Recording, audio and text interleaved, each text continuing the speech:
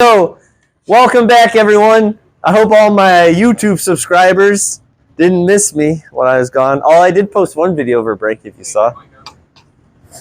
Yes. All right. So, this is the big section. This is the section where we take our logs and exponentials and we quit using our calculators, but we use our calculators to solve them, to actually solve equations using our properties. All right. So some quick things to keep in mind. They are one-to-one, which means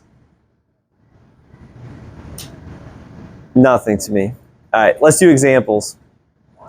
No, they're one-to-one, which means they're invertible, which means I can use the inverse to solve the equations. How about I just show you what I'm talking about? Oopsie. Let's do example 1A. I feel like I did this one in a video for some reason. All right. This is actually a good review. We've done something like this before. Now, I'm going to be straightforward with you. I'm going to show you.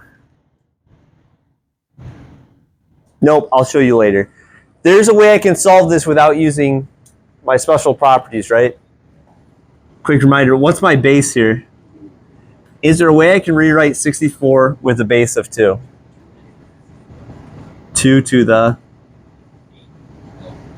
6. Worst case scenario, you can always be like, remember that chart I made and I did it wrong the one time where I'm like 2 times 2 is 4, 8, 16, 32, 64. 1, 2, 3, 4, 5, 6, right? So then if my bases are the same, what can I do with my exponents? Set them equal. So x would have to be 11, right? This feels like a good way to come back into school, right?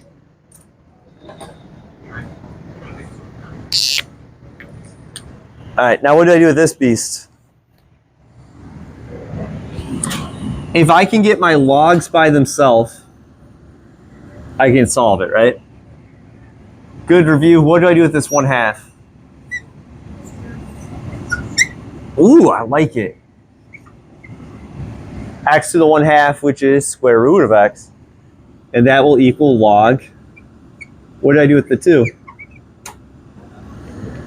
Move it back.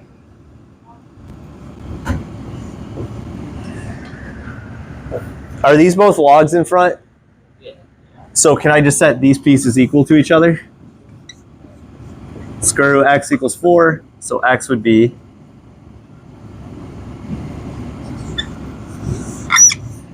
eep. That marker's squeaky. All right. Let's just take the test right now. Any questions on these two? We kind of did something similar to this a while ago. You guys feel okay? Or feel like you're still waking up?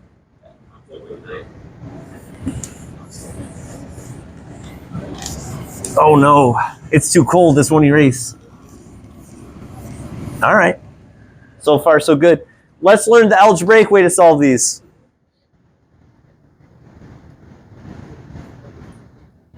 Eep, is there a way I can write 6 as a power of 1/2? Probably. Not yet. What do I have to get first by itself? Let's get that power. So what should I divide both sides by? Yeah, let's divide both sides by 24, right? Actually, I can do this the other way. Jiminy Crickets, Mr. Twilliger. Can't believe you're still here. Ooh, what's 6 over 24 reduced to? Ah. Can I rewrite 1/4 as something as 1/2 to a power?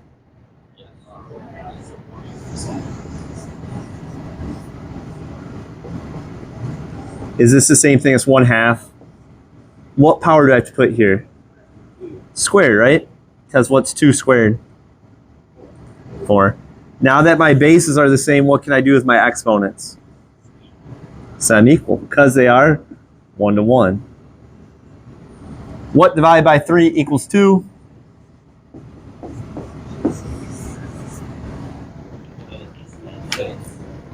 Good old algebra, right? I want a different marker. I don't like that one. All right. All right, we're going to do the same thing again. What am I going to do? Move the 2, move the 3, right? So that's x squared equals log base 3 of 4 to the third. 4 to the third is what, 64? Yeah. So now these are the same, right? So what can I do with these two things? Set them equal. Are we gonna? Yes, we are. So what do I do to both sides? Square root. So I get x equals plus or minus 8, right? Remember when we square root, there's two solutions. But hold on. Let's throw a curveball at y'all. So we have -8 and +8 is a solution based on this, right? We need to check for extraneous solutions. This is going to come up.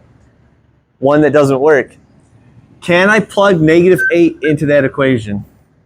Can I take the log of a negative number? No. So that's extraneous solution, right? It doesn't work. Do you guys remember with rational functions, you find it and you plug them in to make sure my denominator wasn't 0? Now we're going to plug in our solutions and make sure that we aren't taking log of a negative, right? This one, can you plug in a negative? Yes. This one, can I plug in a negative? Can't take log of a negative number. So that's our first start of extraneous solutions. Trying to think if there's any other ones. Eep. Oh, snap.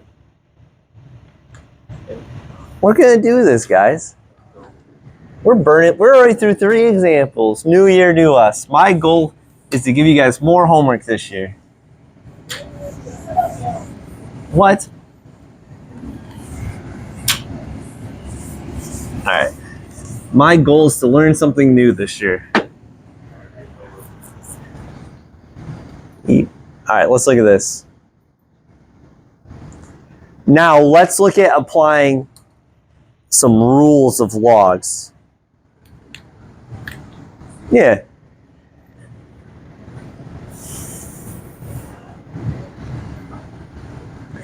I'm going to do it differently than the book does it for these ones. I'm going to show you something that I think is really useful for logs. Sound good? I still want to find a marker that works. All these kind of write bad. Now, I know what the rule is. 2 to the 5th equals 4x, right?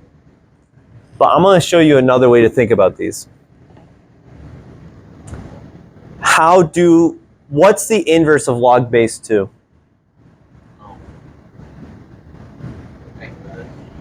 What's my base? So if I take each of these as a power of 2, can I do that? Yeah, because remember, if my powers are equal, they're equal. 2 to the log base 2 cancels, and that becomes 4x equals 2 to the 5th. I can get rid of logs by taking them as a power of my base. This is the way. Now, could I have used, this was a rule from before, right? 2 to the 5th equals 4x. That's also my rule of a log. What's 2 to the 5th? I had to look. 32, so x equals 8. Let's check for extraneous solutions. Does 8 work in that? Is it negative? Nope, so we're good.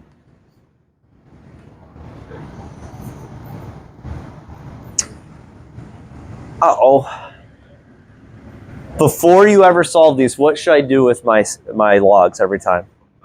I should combine them. I should simplify, right? What does it mean to add 2 logs? You're multiplying, you times them. Right? What's my base if there's no number in? 10. Now I could use my log rules and do 10 squared equals x times x plus 15, right? Another way I could have looked at it is to get rid of log base 10, I take each side as a power of 10, and then these cancel. They're the same thing, but they're two different ways to look at it. I don't know which. Yeah. Uh-oh. Ooh. Now what should I do? What kind of equation is this? Did someone say bad? What kind of equation is that? A quadratic. How do I solve quadratics? What do I have to get them equal to? 0. I want to rewrite it. Look at this review. Is it factorable?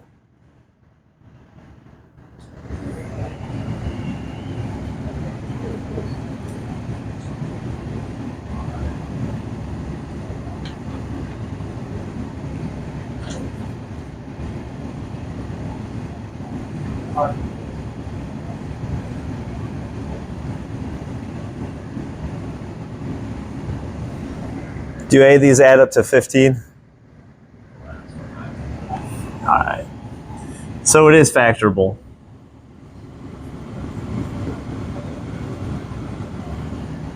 So that means what are my two solutions based on that? All right. Does 5 work? Can I plug negative 20 into that piece? No. So negative 20 is an extraneous solution. So it's just 5.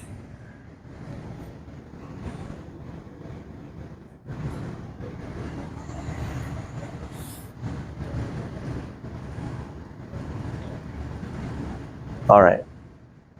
Anything? I mean, this was kind of scary.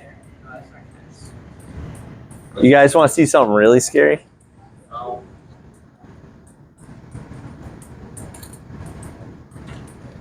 All right. Let's take a look at these two B's.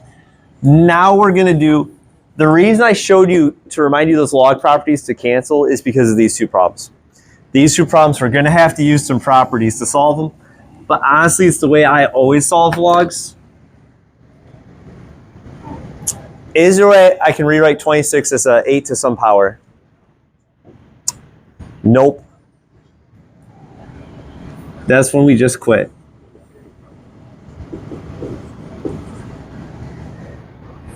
How do I get rid of an exponent?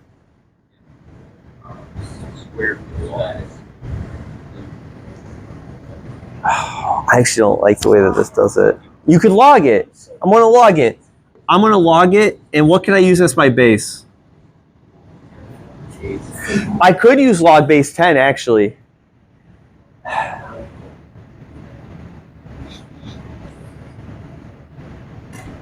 I'm debating something right now.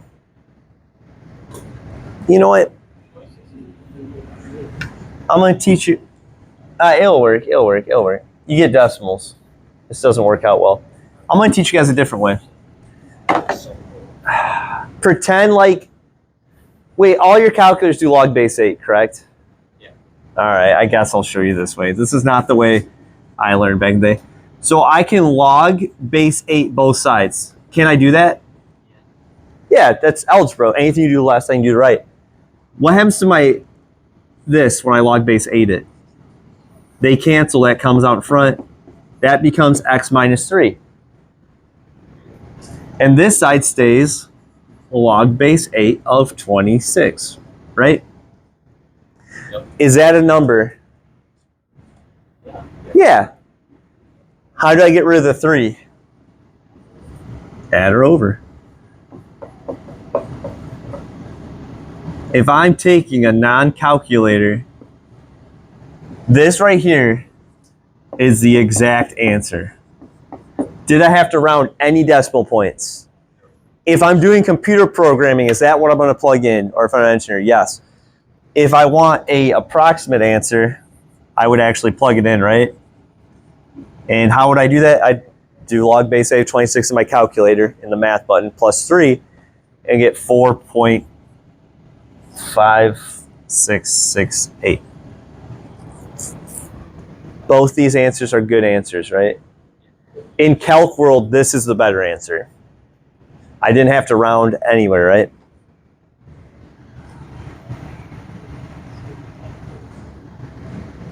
What was the new thing we did? This first step, right?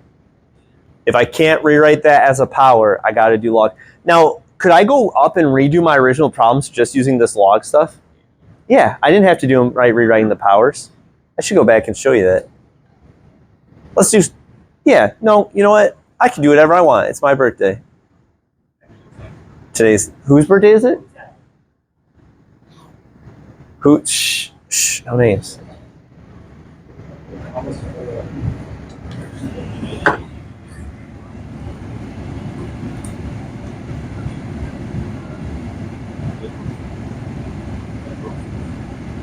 Yeah, could I have done this using what I just talked about?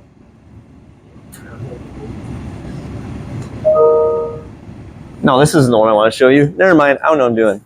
This one. Could I have done this one by using what I just showed you guys? How do I get rid of that exponential? Log base 2, both sides, right? And that gets x minus 5 equals log base 2 of 64, which is 6. You know what I'm saying? You could have done it this way the entire way.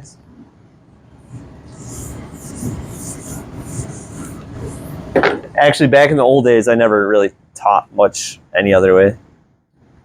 In the olden times. Ew, gross, look at this. This looks scary. There's more symbols than numbers. How do I get rid of an E? Natural log. You natural log both sides, right? So I'm going to natural log e to the x. Natural log pi to the 1 plus x. Right? What's natural log of e to the x? X. Now what do I do with my power whenever I take log of it? I can move it in front. Do you guys agree on that?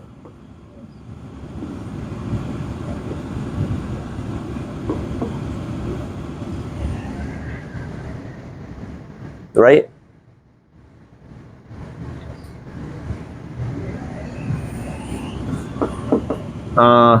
Let's distribute that through. Because remember, I need to get x by itself, right? What? Oh, geez, this is a nice review. This is a tough problem. We can do it, though.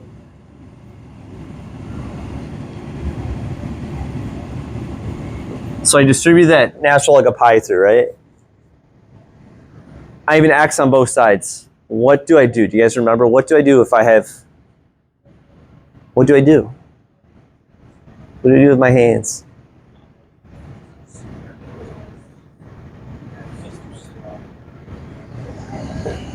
Can I subtract an x natural log of pi from both sides?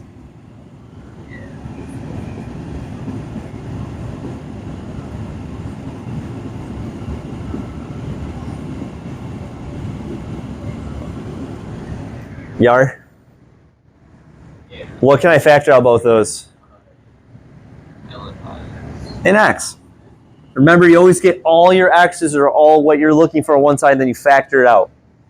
So I get 1 minus natural log of pi, right? Gross. And then what do I do once I have it factored out? Divide by it. If you guys can do this, you can do anything.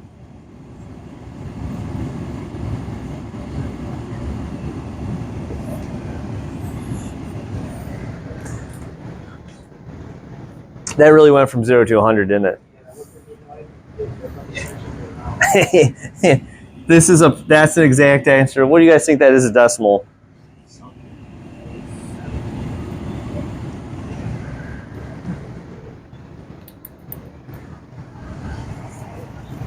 Yes.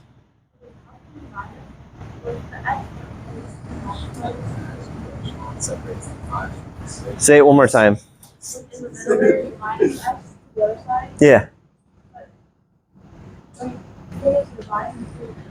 No, well, I'm subtracting this whole piece. Yeah, I have to subtract the whole piece because it's multiplied, so I can't just, I'd have to divide by every piece. Here, example number 8. I'm not gonna, you're doing it the same way that you've always done. You graph both and you do second calculate intersect, so I'm not gonna go over it. But how about this? Let's do it longhand and see how we're doing. So I have 2 to the 3x equals 9. What do I do to both sides of my equation to get rid of my exponents? Yeah, I can log base 2 it. Is that allowed? Yeah, that cancels, becomes 3x equals log base 2 of 9, correct? Now what do I do to both sides to get my x by itself? Divide by 3. So that'd be an exact answer, and when you plug it in, you would get about 1.0566. But that's the exact, that's the better. Oh, it's right here. Remember second, so follow this to get a nice reminder. Because by all means, if you're using a calculator and they want a decimal, if they want you to do this out the algebra way, they'll probably want to answer like this. If they want a decimal, by all means, you can just plug them both in your calculator, second calculate intersect, right? So on the big test, Sorry, say it again. on the big test, actually, Both should be acceptable. They'll usually tell you approximate or exact. All right. What? We have way too much time. Let's keep going. Oh, wait. Let me stop the video before I say anything incriminating.